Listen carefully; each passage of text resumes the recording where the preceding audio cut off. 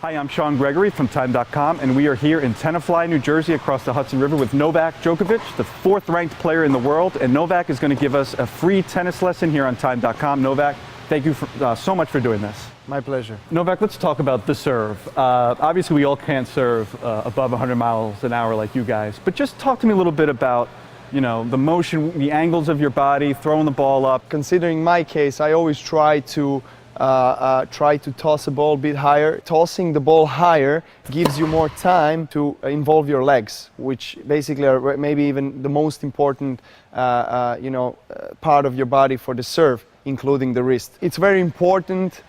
The moment of impact, the speed and pace where you get is from the wrist. You know, so acceleration from this part of the, from this part of the arm, from the elbow, and of course the wrist action in the end. And you want to keep your upper body as loose as possible. Are you ready? Yep. 125 down the middle. Oh.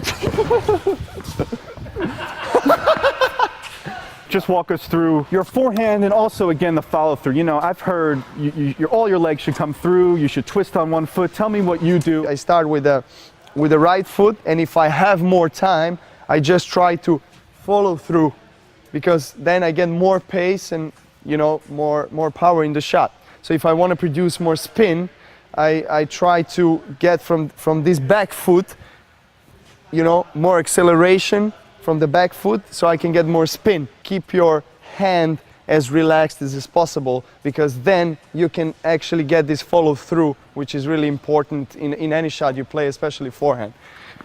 You want to get that follow through. If you want to get a spin, you bend more and you do more work with your wrist. Okay, Novak, let's talk about the backhand. One hand, two hand. You have two hands. Walk us through your two-hand backhand. Actually, when I started playing tennis, I started playing it for 2 years with the one-handed backhand, and then I decided to change because I was small, I was tiny, I was skinny with no power, and then I just got frustrated by all the players playing to my backhand, and I couldn't, you know, get the ball back. And so I decided to play with two hands, and today I think, you know, my two-handed backhand is maybe even a best shot in my game. I try not to involve too much the wrists. The second thing is obviously a weight transfer and hip involvement. If I want to hit a long line, then I have to, you know, close myself a bit more. If I want to hit a cross court, then I open myself up, because then I have a bigger range of, you know, placing the ball more to the sidelines. People try to do the drop shot. They see somebody back in the baseline and they just try to kind of sneak it in there, and then they wind up hitting it 5 feet short. Can you just walk us through how you do the drop shot? Well, yes, drop shot is actually one of my favorite shots. It's because you get to change the pace. It's much more difficult to play a drop shot from the back foot. It's much easier to play a drop shot when you're in front of your body and when your upper body is in, you know, forward position. So, you know, you try to open up your racket head and just go through it and make like a short slice. You want to make this little cut, you know, make this little spin so the ball can stop. How can you make yourself strong at the net? With the volleys, the most important thing is to try to hit the ball just in front of yourself and always keep your head still, obviously, and try to be low balanced in your legs. So basically, again, you are covering this part of the court and up to here. And you want to stay a bit inside of the service line, but not too much, because if you get too close to the net, then you give your opponent an option to lob you. This is the natural and starting position for the tennis player from the baseline, from the volley. You try to keep your racket just in front of you, because from here you have this motion, this motion. If you keep it here, then it takes more time to lift your head up. So this is very important, to keep your head still and up. Beginning players, somebody makes a bad shot, the ball's up in the air, you're just ready to smash it, and you either swing and miss or hit it, you know, into the net. Just help us not make that mistake.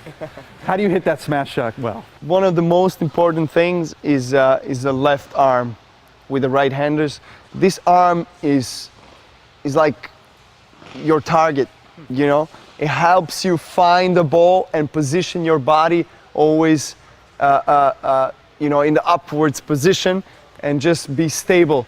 And like at the serve, you know, you need to have this follow through and this wrist action. Exactly. Same thing, it's the wrist. Exactly. You want to pop the wrist, you want to relax as much as you can the upper body, but footwork is most important, because if you have a bad footwork and, for example, you have a narrow position of the both foot, you know, you have no balance, and then you try to do different things with the upper body. But if you have a good position here, then you can do whatever with the upper body.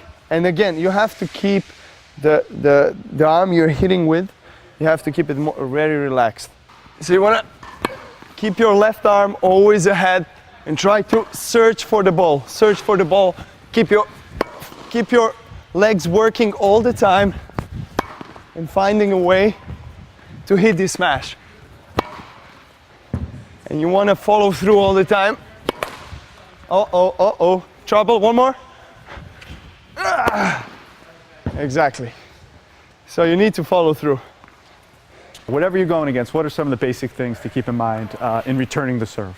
What I like to do, I like to stay somewhere in the middle, because for the first serve, because that gives me enough options to block the shot and to, you know, to spin it and follow through. For the second serve, I like to come a bit closer to the baseline and make a split step. So what you want to do is you want to do a very small split step, just to be ready and be able to, you know, accelerate from then on. Just try to make a short swing, because any big swing with the big servers who serve more than 120 miles per hour, you're losing your time.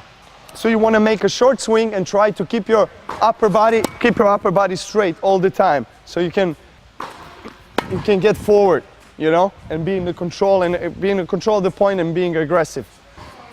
Can you serve second serve? So second serve, I start from here, I make a split step in the court and try to hit the ball and get in the control of the point and get into the comfort zone, if that comfort zone is on the baseline, or if the second serve is very short and I have a feeling that, and I see and I recognize that the return of the second serve was really good and that my opponent is stretching out and being very defensive, that's when I want to move a couple of steps and try to hit a second shot volley.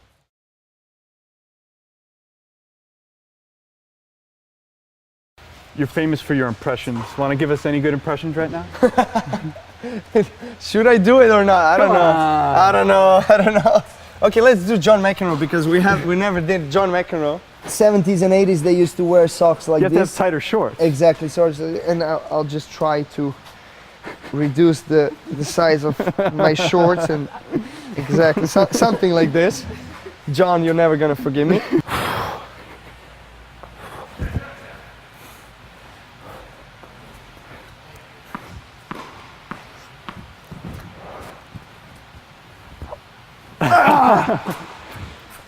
What? Oh, it was white? You cannot be serious! You cannot be serious! And things like that.